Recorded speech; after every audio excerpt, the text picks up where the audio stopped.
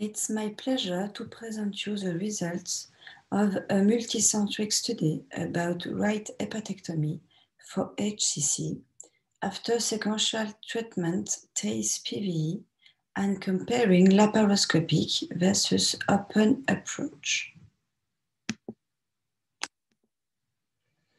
As you know, liver resection was one of the curative treatments for resectable HCC. If a major hepatectomy is required, a preoperative optimization is often necessary to improve postoperative outcomes. The sequential treatment by PVE following TACE has two main objectives. PVE is performed to induce hypertrophy of the fetal liver remnants, especially in the context of underlying liver disease. TACE allows tumor downstaging and improves overall survival. Laparoscopic liver resection has been reported beneficial compared to open liver resection to decrease postoperative complications.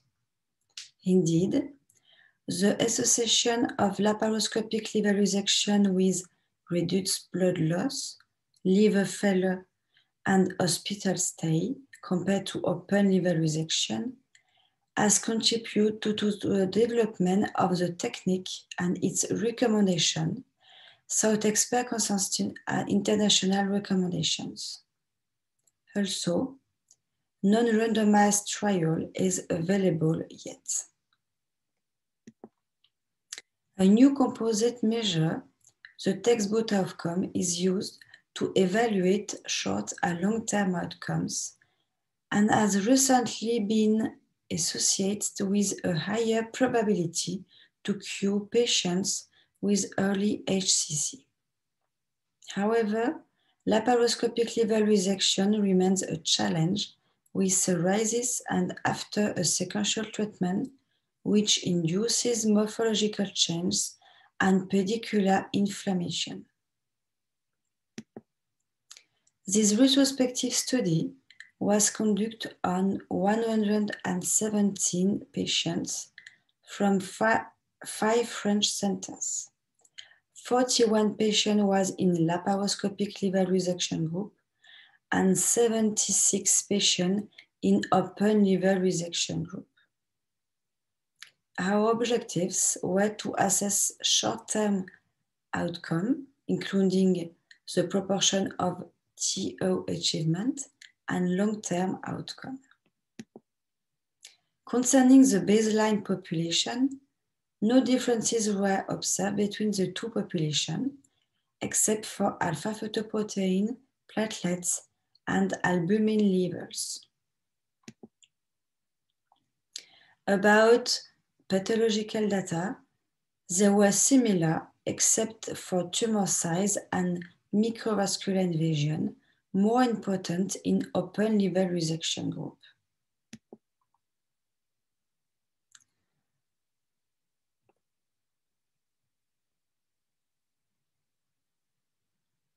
Regarding the intra and postoperative data, operative time was longer in open liver resection group than laparoscopic liver resection group.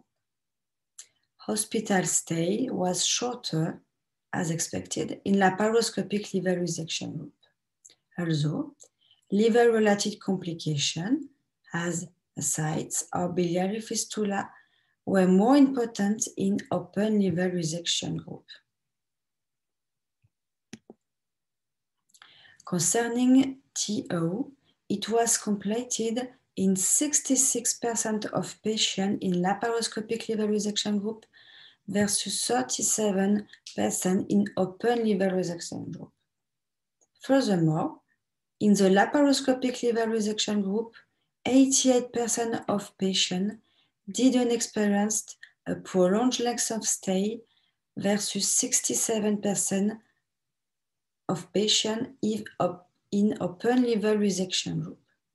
The two factors associated with completion of TO were laparoscopic resection and absence of pedicle clumping.